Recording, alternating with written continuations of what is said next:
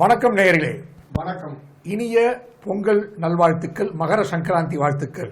அனைவருக்கும் தமிழ் பொங்கல் நல்வாழ்த்துக்கள்.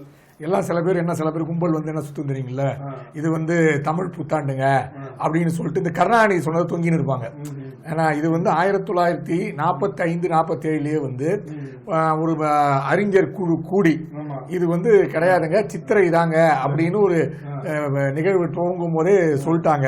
ஆனா கருணாநிதி என்ன பண்ணாரு, தமிழ்நாட்டில் என்னெல்லாம் சொல்றாங்களோ அதெல்லாம் எதிர்த்து செய்யணும் அப்படின்றதுக்காக தீபாவளியா கிடையாது, விநாயகர் சதுர்த்தியா அது வந்து விடுமுறை திருநாள், தீபாவளியா விடுமுறை திருநாள், பொங்கலா அது என்ன பண்றது மாத்தி வச்சிருவோம் அப்படின்னு தமிழர் திருநாள் இல்லாம புத்தாண்டு தமிழ் புத்தாண்டுன்னு சொல்லி ஆரம்பிச்சு அதுக்கப்புறம் ஜெயலலிதா அம்மா வந்துட்டு அதெல்லாம் கிடையாதுங்க, அவர் லூஸ் மாதிரி பேசிருக்காருங்க, அது வந்து அது பேசலாம் லூஸ் தாங்க அப்படின்னு சொல்லி அது வந்து என்ன பண்ணிட்டாங்க, அந்த அம்மா இல்ல இல்ல வந்து சித்திரை ஒண்ணுதாங்க அப்படின்னு சொல்லிட்டு திருப்பி மாத்திட்டாங்க. இவ பாத்தீங்கன்னா திமுக காரங்க மட்டும் தான் சொல்லி சுத்தி நிக்கிறாங்க தமிழ் புத்தாண்டு வாழ்த்துக்கள். திமுக காரங்களும் அவங்க தொலைக்காட்சியில போட்டு சுத்தி நிக்கிறாங்க தவிர மத்தபடி யாருமே ஏத்துக்கலைங்க இந்த விஷயத்த. அப்படின்ற மாதிரி வந்து இந்த பழைய மெத்தட மாத்திடுவோம் அப்படின்னு சொல்லி தமிழ் புத்தாண்டு அப்படின்னு பார்த்தா அவரே பழசு மாத்திடுவாங்க. எதிர்ப்பாளர் அப்படிங்க அவங்க மத்தவங்க எல்லாம் இது பண்ணாங்க, அவர் சொல்லிலாம் நாங்க பண்ணல. அதாவது பாவேந்தர் வந்து புரட்சி கவிஞர் வந்து இது பண்ணிருக்கிறாரு, அவரு வந்து தமிழா உனக்கு சித்திரை தான் உனக்கு தமிழ் புத்தாண்டு இல்ல, உனக்கு வந்து தை மட்டும்தான் வந்து தமிழ் புத்தாண்டு அப்படின்னு சொல்லி வந்து அவங்க சொன்னதையும் ஒரு புறம் நம்ம பாக்குறோம்.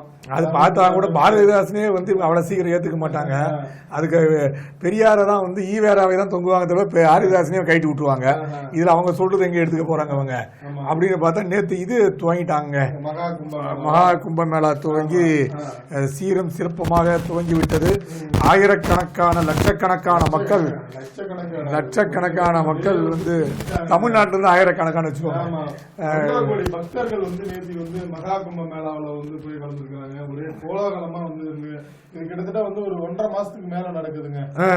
பிப்ரவரி வரைக்கும் நடக்குது. அந்த மாசம் பிப்ரவரி 26ஆம் தேதி வரைக்கும் வந்து இந்த விழா நடக்குது. இதை ஒட்டி வந்து என்ன அப்படின்னா வந்து நேற்று வந்து மக்கள் எல்லாம் வந்து ஒரே இது பண்ணும்போது வந்து அதை பத்தின செய்திகள்லாம் என்ன அப்படின்னா கிட்டத்தட்ட வந்து 1.5 லட்சம் வந்து அந்த அமைப்பு அந்த சாதுக்கள் இவங்க எல்லாம் தங்குறதுக்கு வந்து அந்த கூடாரங்கள் இதெல்லாம் இது பண்ணி வச்சிருக்காங்க. அது மாதிரி பாதுகாப்பு ஏற்பாடுகளும் ரொம்ப பலமா இது பண்ணிருக்கு. அதோட இல்ல அதுல வருவாய் ரொம்ப அதிகமா இருக்கும் அப்படின்ற மாதிரி வந்து ஒரு செய்திகள்லாம் வந்திருக்கு. நீங்க வெறுமனே இதை மட்டும் பாக்காதீங்க, அதுல வருவாய் எவ்வளவு வருது அப்படின்னு பாத்து. ஆமா, நீங்க சொன்ன மாதிரி நேற்று வந்து மறைந்த ஸ்டீவ் அவரோட மனைவி அவங்களும் நேற்று வந்து ஸ்டீவ் ஜாப்ஸ் வந்து கலந்துருக்காங்க. ஆப்பிள் நிறுவனத்தோட மறைந்த ஸ்டீவ் ஜாப்ஸின் மனைவி அவரு வந்து ஏற்கனவே வந்து என்ன அப்படின்னா ஸ்டீவ் ஜாப்ஸ் வரலாறு சொல்லும்போது வந்து அந்த நான் நிறுவனம் ஆரம்பிக்கிறதுக்கே வந்து காரணம் என்ன அப்படின்னு பாத்தீங்கன்னா ஏதோ ஒரு டைம் வந்து அவர் வந்து ரொம்ப பாதிக்கப்பட்டு தொழில் ரீதியா பாதிக்கப்பட்டா இல்ல வந்து வேலை ரீதியா பாதிக்கப்பட்டா வந்து இஸ்கான் அமைப்பு போறாங்க. இஸ்கான் அங்க உள்ள வந்து இஸ்கான் இது பண்ணும்போது வந்து அங்க இருந்துதான் அவருக்கு அந்த சிந்தனைகள்லாம் இதாகி வந்து அதன் பிறகுதான் நான் வந்து அந்த ஆப்பிள் நிறுவனத்தை வந்து இது பண்றேன் அப்படின்லாம் வந்து அவருடைய சரிகளை வந்து சொல்லியிருக்காங்க. அது மாதிரிலாம் நல்ல அந்த நாக அகோரிகள் அவங்க எல்லாம் கிட்டத்தட்ட 12 ஆண்டுகளுக்கு உருவாட்சி தான் இந்த நிகழ்வுல கலந்துக்குப்பாங்க. அந்த நாக அகோரிகள் எங்க இருக்காங்கன்னா இமயமலை அது சார்ந்து இருக்கிற பகுதிகள் இருக்கக்கூடியவர்கள். அவங்க எங்க இருக்காங்க ஏது இருக்கானே தெரியாது. ஆனா நீங்க பாத்தீங்கன்னா அந்த கும்பமேளா அந்த நிகழ்வு துவங்கும் போது அந்த நாககோரிகள் வந்து மிகப்பெரிய ஆர்ப்பாட்டத்தோட அந்த கும்பமேளால என்ட்ரு ஆவாங்க. அது ஒரு மிகப்பெரிய நிகழ்வாக வந்து அனைத்து மக்களும் வந்து அவர்களை வந்து பூஜித்து ஆசீர்வாதம் பெறுவதற்காக காத்து கொண்டிருப்பாங்க. அந்த மனித மண்ட ஓடுகள் சூழ, பாம்புகள் சூழ, ருத்ராசன் உடல் முழுவ போட அந்த இது பிணத்தின் சாம்பலை பூசிக்கொண்டு அந்த நாககோரிகள் வருவதற்கு வந்து அனைவரும் அது பெரிய தரிசனம். 12 ஆண்டுகளுக்கு ஒரு மாட்டி தான் அவங்க எல்லாம் காட்சி அளிப்பாங்களாம். மற்ற நேரத்தில் வந்து அவங்க வந்து அவங்களோட இருக்கு பயில இருப்பாங்க, அங்க நம்மளும் போக முடியாது. அவர்கள் மட்டும்தான் இந்த கும்பமேளாவுக்கு 12 ஆண்டுகளுக்கு ஒரு மாட்டி வருவாங்க. அந்த நாககோரிகளோட என்ட்ரன்ஸ் என்பது அந்த உள்ளே வருவக்கூடிய நிகழ்வுகள் என்பது மிகப்பெரிய நிகழ்வாக பார்க்கப்படும். அந்த நிகழ்ச்சியெல்லாம் வந்து ஒரு பிரம்மாண்டமாக நடைபெற்று கொண்டு இருக்கிறது. பலரும் அந்த மிதக்கும் சோதனை சாவடி போன்ற விஷயங்களும் ஏற்பாடாக இருக்கின்றது. ஏன்னா மிகப்பெரிய விஷயம் பார்த்தா கிட்டத்தட்ட ஒரு ஆயிரக்கணக்கான மக்கள் வரக்கூடிய திருப்பதி, ஒரு லட்சக்கணக்கான தினசரி லட்சக்கணக்கான வரக்கூடிய திருப்பதி, சபரிமலை போன்றவதற்கே வந்து அதை மெயின்டைன் பண்றது மிகப்பெரிய விஷயமாக பார்க்கக்கூடிய அரசுக்கு. ஆனா இது வந்து கோடிக்கணக்காக வரக்கூடிய மக்கள் வரக்கூடிய நிகழ்வு. இது இன்னும் பிரம்மாண்டமாக இருக்கக்கூடிய, அது உத்தரப்பிரதேசத்தில் நடக்கக்கூடிய விஷயம். அதனால அதற்கான ஏற்பாடுகள் எல்லாம் வந்து கிட்டத்தட்ட ஓராண்டுகளுக்கு முன்பே தொடங்கி விட்டார்கள். கிட்டத்தட்ட ஜனவரி 13 நேற்றிலிருந்து பிப்ரவரி 26 வரை நிகழக்கூடிய நிகழ்ச்சி, அது அனைத்திலும் வந்து ஏற்பாடுகள் நடைபெற்று இருக்குதுங்க. இங்க கூடுற கூட்டம் இருக்குல்ல, இந்த பிரக்யாராஜ்ல வந்து கூடுற கூட்டம், மகா கும்ப மேல கூடுற கூட்டம் வந்து அப்படின்னு பாத்தீங்கன்னா கிட்டத்தட்ட ஒரு 40 கோடி பக்தர்கள் வந்து கலந்துக்குவாங்க அப்படின்னு பாத்தீங்கன்னா அமெரிக்க ரஷ்ய மக்கள் தொகை வந்து அதிகம் சொல்லி வந்து ஒரு புறம் வந்து கருத்து கணிப்புகள், இந்த கணிப்பு எல்லாம் வந்து சொல்றாங்க கூட. இங்க வர மக்களுக்காக வந்து என்ன பண்ணுறாங்கன்னா ஹெலிகாப்டர் சவாரி என்ன அப்படின்னா கூட்டம் அதிகமா இருந்தனால அந்த மகா கும்ப மேளாவை பாக்குறதுக்காக வந்து ஹெலிகாப்டர் சவாரி எல்லாம் வந்து உத்தரப்பிரதேச அரசாங்கம் வந்து ஏற்பாடு பண்ணிருக்கு. அதுக்கு கட்டணம் நிர்ணயம் பண்ணி ஒரு பக்கம் இது பண்ணிருந்தா கூட வந்து ஹெலிகாப்டர் வந்து ஒரு 7-8 நிமிஷம் வந்து அப்படி சுத்தி பார்க்கலாம், இந்த மாதிரியான ஒரு இதெல்லாம் வந்து வெளியிட்டு இருக்கிறாங்க. இதன் மூலமா வந்து அரசுக்கு வந்து உத்தரப்பிரதேசத்துக்கு 2 லட்சம் கோடி வந்து வருவாய் கிடைக்கும். வெறுமனே வந்து ஆன்மீக நிகழ்வு மட்டும் இல்ல, இதுல வந்து வருவாய் கிடைக்கும் அப்படின்ற மாதிரி எல்லாம் வந்து உத்தரப்பிரதேச அரசாங்கம் ஒரு கூட சொல்றதை நம்ம பார்க்கலாம். ஸ்டீவ் ஜாப்ஸ் அவங்க ஆப்பிள் நிறுவனத்தோட ஸ்டீவ் ஜாப்ஸ் மனைவி மட்டும் இல்லைங்க, நிறைய வந்து வெளிநாட்டு சுற்றுலா பயணிகள் வந்து கலந்துக்கிட்டாங்க. பக்தி மார்க்கமா வந்து போனதையும் நம்ம பாக்குறோம். என்ன சொல்றாங்கன்னா ஸ்பெயின் இந்த மாதிரி நாட்டுல வந்து நிறைய வந்து இருக்கிறாங்க.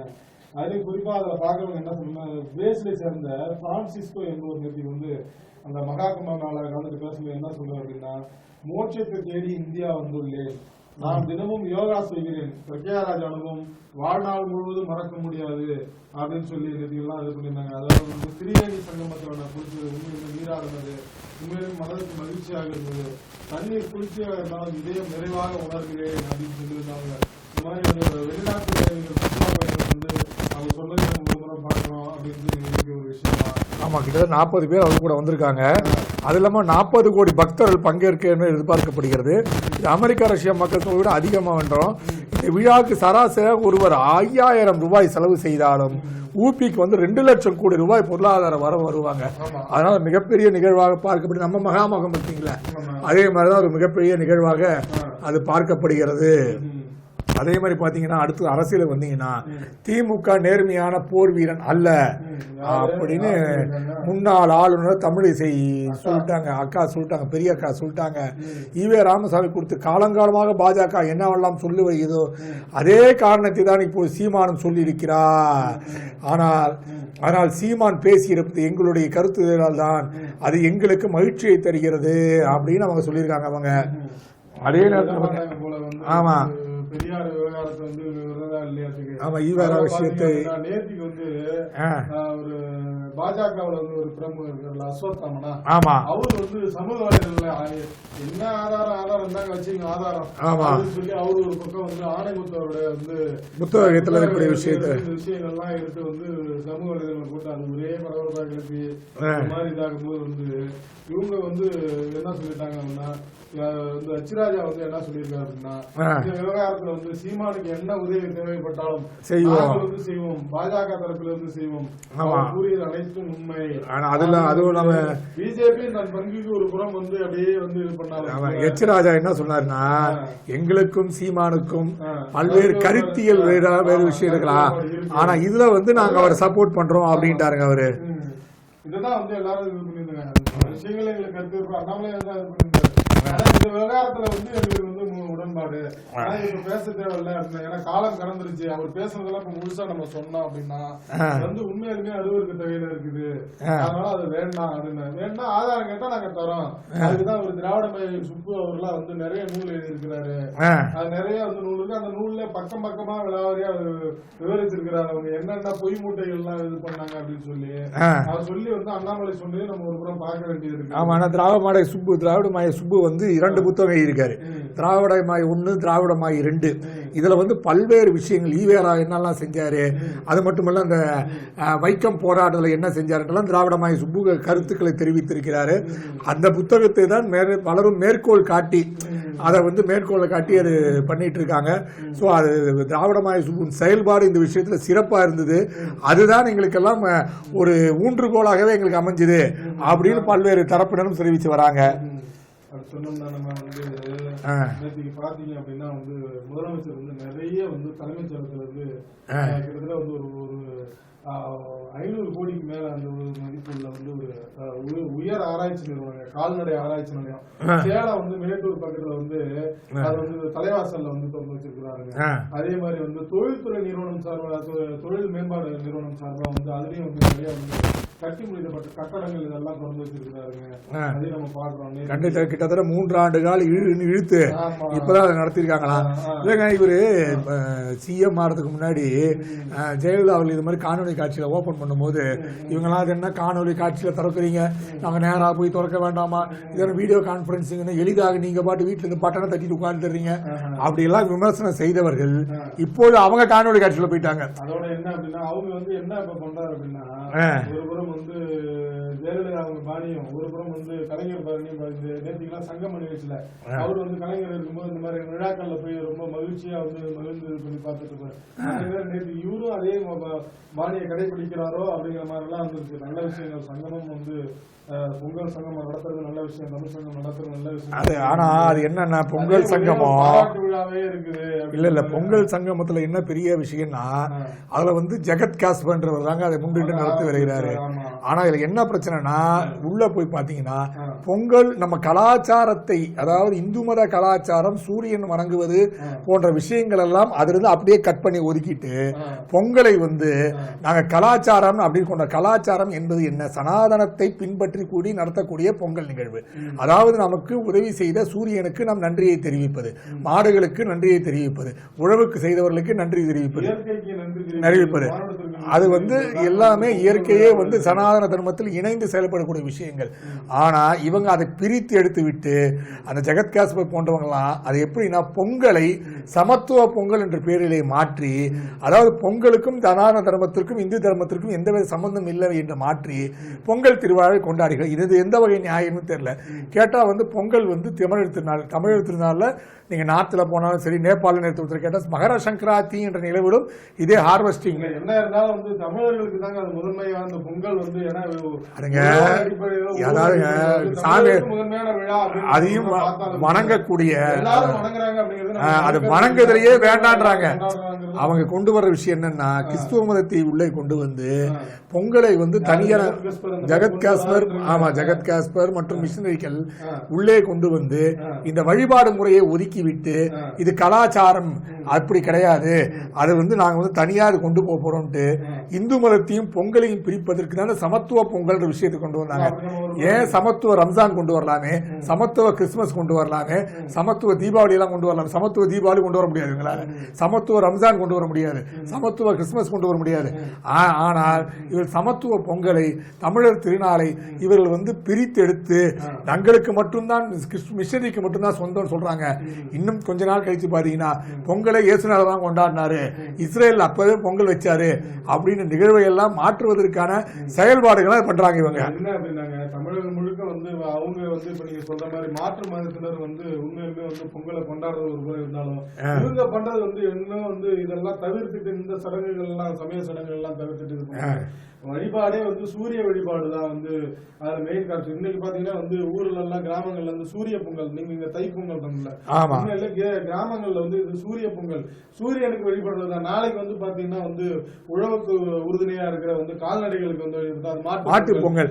ஆனா என்னன்னு பாத்தீங்கன்னா இந்த மாட்டு பொங்கல், இவங்க சமத்துவ பொங்கல் என்னன்னா மாட்டு பொங்கலை பீஃப் பொங்கலா கொண்டாடிடுறாங்க. பீஃப் பிரியாணி போட்டு சாப்பிட்டாதான் அந்த மாட்டுக்கு நன்றி சொல்றோமோ இல்லையோ, மாட்டை வந்து கசாப்பு கிடையாது. சீமான் சொன்ன மாதிரி ஒரு புறம் நாங்க வந்து கால்நடைகளை வணங்குவோம், அதே பிரியாணி போடுவோம் அப்படின்ற மாதிரி தான் இருக்குது. அதனால அந்த பக்கம் ஒரு மாதிரி செயல்பட்ட, இது பக்கம் ஒரு பக்கம் இருக்குது. அதனால இவங்க மாட்டை, அதாவது எல்லாமே சொல்றாங்கல்ல, மாட்டை நீங்கள் நன்றி சொல்வீர்களா, எல்லாமே தான் கேக்குறாங்க. கால்நடைக்கு வந்து உழவுக்கு உறுதுணையா இருந்த வந்து கால்நடைகளுக்கு நன்றி தெரிவிக்கிறதா அதோட முதன்மையான இது அப்படின்னு பார்த்தா கூட வந்து நீங்க சொன்ன உடனே வந்து நேற்றுக்கு வந்து ஒரு சம்பவம் வந்து கோயம்புத்தூர் நடந்திருக்குங்க. என்ன அப்படின்னா வந்து அந்த கோயிலை ஒட்டி வந்து அந்த பீஃப் பிரியாணி வச்சிருந்தாங்களா, கோயிலை ஒட்டியே வந்து அந்த தெருவில் இருந்தாங்க, கோயில் இருக்கிற இடங்க பக்கத்துல அருகாமையில கோயில் எல்லாம் இருக்கு அப்படின்னு சொல்லி வந்து இங்க கடை வைக்க வேணாமா, அப்படியே இது பண்ணா கூட கொஞ்சம் தள்ளி இது பண்ணுங்க, பீஃப் வைக்க வேண்டாம் அப்படின்ற மாதிரி ஒரு புறம் சொன்னாலும் அடுத்த ஒரு உணவில் நம்ம கை வைக்க கூடாது. இருந்தாலும் கூட இங்க அருகாமையில் இருக்க ஆலயங்கள் இருக்கிறதால இந்த உணவு வேண்டாம் அப்படின்னு சொல்லி வந்து பாஜக பிரமுகர் வந்து சுப்பிரமணியா அவர் வந்து தடுக்க அந்த இது வந்து ஒரே பரபரப்பாக உடனே வந்து என்னன்னா அந்த பாஜக பிரமுகர் மேல வந்து வழக்கு தேசிய பாதுகாப்பு சட்டத்தில் அரெஸ்ட் பண்ண காட்டாங்களா, பாதுகாப்பு சட்டத்தில் அந்த ஊர் மக்கள் எல்லாம் வந்து என்ன பண்ணிருக்காங்க வந்து சாலை முறை எல்லாம் பண்ணி இந்த ஒரு புறம் இருந்தாலும் கூட நேற்றுக்கு அதை ஒட்டி வந்து இந்த ஆதித்தமிழரா யாரோ கட்சியினர் வந்து என்ன பண்ணிருக்காங்க அப்படின்னா நல்லா வந்து பீஃப் வாங்கிட்டு வந்து பிஜேபி அலுவலகத்து மேல நாங்க வீசுவோம் அப்படின்னு சொல்லி வந்து அங்க ஒரே முற்றுகையிட ஆர்ப்பாட்டம் பண்ணாங்க. பாதுகாப்புல இருந்த போலீசார் வந்து அப்படியெல்லாம் பண்ணக்கூடாது அப்படின்னு சொல்லி அவங்களை கைது செய்து கொண்டு போனது எல்லாம் நம்ம பாக்குறதா இருக்குது.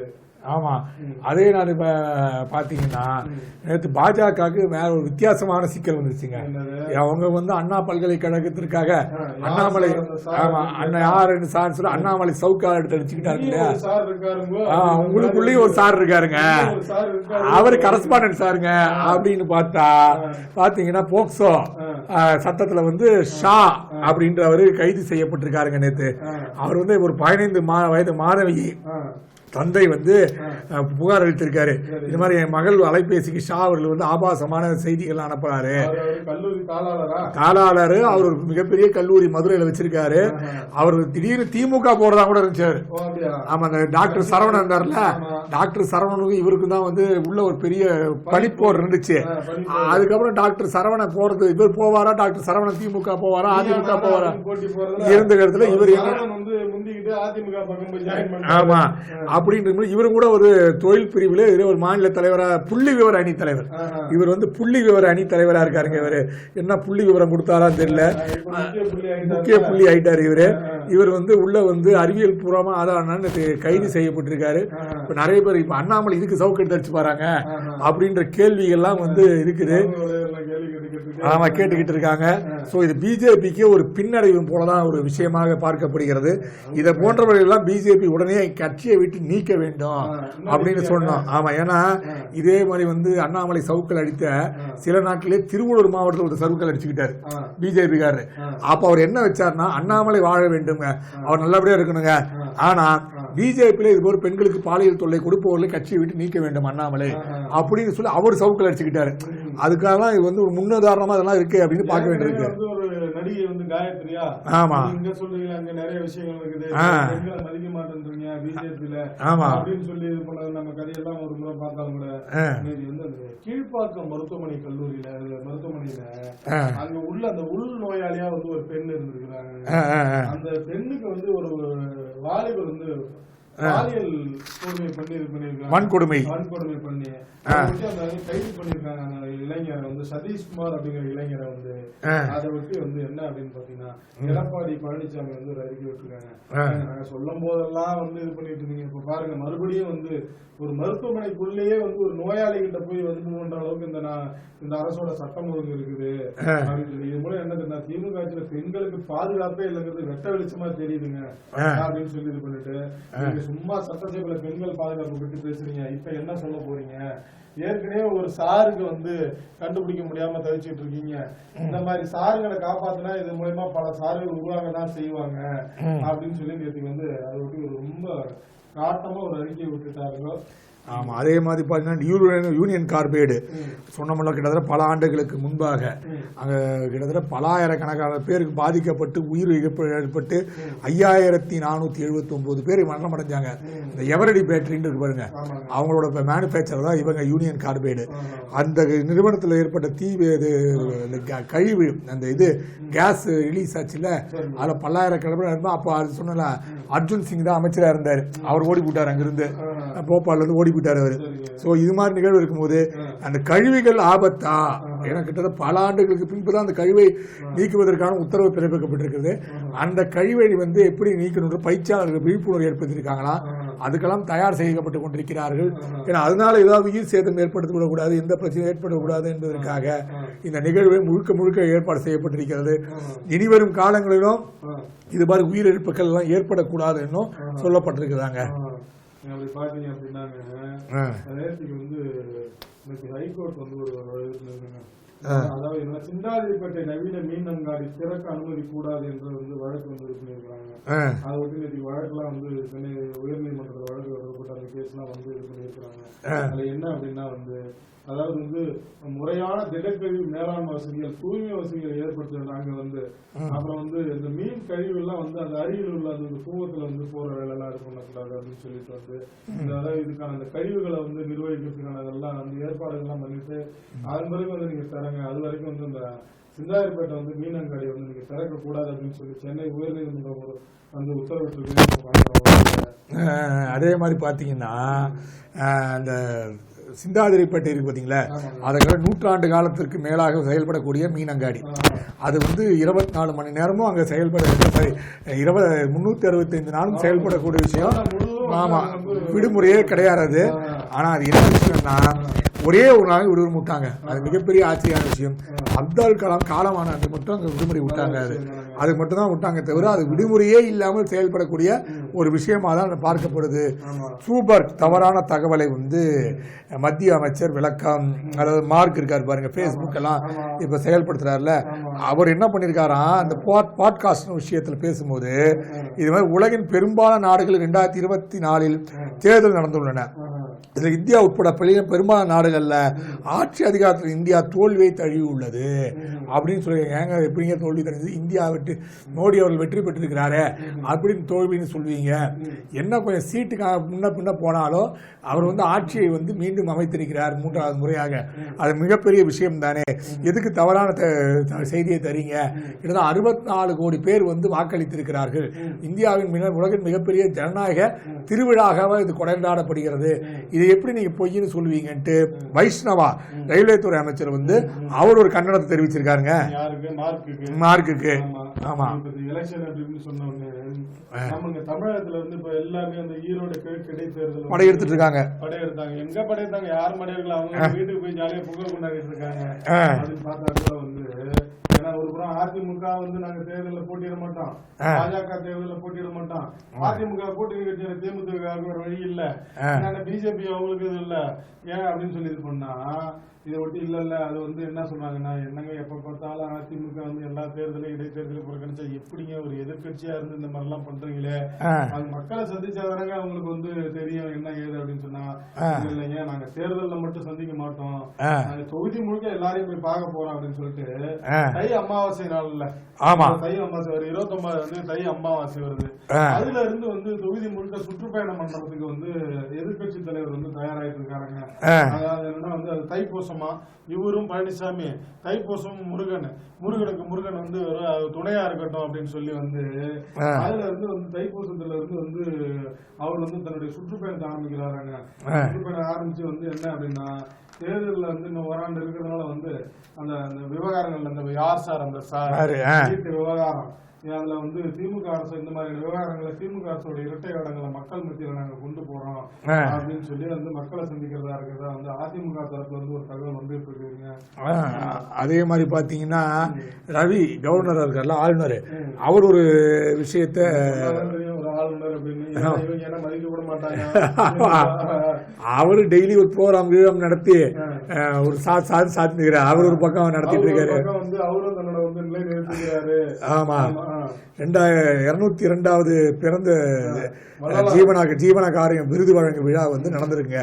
அப்ப அவர் சொல்லியிருக்காரு, ஏங்க வள்ளலார் வந்து சமஸ்கிருதத்தையும் தமிழையும் சொல்லி கொடுத்தாருங்க, அவர் இன்னும் வந்து மாற்று கருத்து உடையவர் கிடையாது, அவரோட வந்து மிகப்பெரிய பயிற்சி வந்து, அதாவது அவர் வந்து ஏற்றிய பல விஷயங்கள் வந்து ஆன்மீகத்துக்கு உதவியா இருந்திருக்குது. அது வந்து நீங்க பாத்தீங்கன்னா அவருடைய பல நூல்கள் அவங்க ஒருத்தர் வந்து அவர் உறவினர் ஒருத்தர் வந்து கிட்டத்தட்ட ஒரு 50 ஆண்டுகளுக்கு முன்பாக வெளியிடாமே வச்சிருந்தாருங்க, அப்படியே பூட்டி வச்சிருந்தாங்க. அவன் முத்துராமலிங்க தேவர் இருக்கார் இல்லையா, அவர் வந்து அங்க வந்து மீட்டிங் நடத்திட்டு இருக்கும்போது ஒருத்தர் சொல்லியிருக்காரு, தைப்பூசம் அன்னைக்கு தான் வந்து வடலூர்ல போய் வந்து முத்துராமலிங்க பேசி இது பண்ணிருந்தாரு. ஆமா, அப்போ வந்து ஒருத்தர் சொல்லியிருக்காரு, இது மாதிரி பாருங்க அவர் உறவினர் ஒருத்தர் அவரோட பாடல்கள் எல்லாம் உள்ள வச்சிருக்காரு, வெளியிட மாட்டேங்கிறாரு அப்படின்னு சொல்லும் போது முத்துராமலிங்க தேவர் மைக்க பிடிச்சி சொன்னாராம், இது பாருங்க யார் பாடல் வச்சிருக்கீங்கன்னு எனக்கு தெரியும், அந்த பாடல் என்னங்கிறது தெரியும், ஆனா நான் அந்த பாடல் இப்ப பாட ஆரம்பிக்கிறேன், நீங்க என்னன்னா உள்ள பூட்டி வச்சிருந்தாலும் பாட ஆரம்பிக்கிறேன், ஆனா நீங்க அந்த பாடல் நான் பாடி முடிக்கிறதுக்குள்ள நீங்க அதை கொண்டு வந்து அதை கொடுத்துருங்க ஒப்படைச்சிருங்க. அதே மாதிரி முத்துராமலிங்க தேவர் வள்ளலார் அவர்கள் எழுதி வைத்து அந்த பாடல்களையே பாட ஆரம்பிச்சாருங்க. அந்த கூட்டத்தில் அந்த இருந்த அந்த உறவினர் பயந்து போய் வீட்டுக்கு போய் தான் பீரோவை திறந்து அந்த நூல்கள் அந்த ஓலைச்சூழலாம் கொண்டு வந்து அந்த பாடல் படித்து முடித்த உடனே முத்துராமலிங்க தேவர் கையில கொடுத்து, ஐயா நீங்க பாடினது அவ்வளவு உண்மைதான், நீங்க பாடினதான் அந்த புத்தகங்கள் இருக்கிறது, இதன் மூலமே நீங்க வந்து ஒரு தெய்வ கடாட்சம் நிறைந்தவர் என்று சொல்லப்படுறது, அதனால நீங்க வச்சுக்கோங்கன்னு சொல்லி அப்படிதான் முத்துராமலிங்க அந்த ஓலைகளையும் புத்தகங்களையும் பெற்று அந்த அருங்காட்சியகத்துக்கு கொடுத்தாரு அப்படின்ற ஒரு செய்தி உண்டு. அதனால் வள்ளலாரினோட சிறப்பு அப்படின்னு சொல்லப்பட்ட போது நீங்க பாத்தீங்கன்னா சென்னையில தான் வந்து வள்ளலார் இருக்காங்க இல்லையா, ஆமா திருவெற்றியூர் தாங்கினாரு.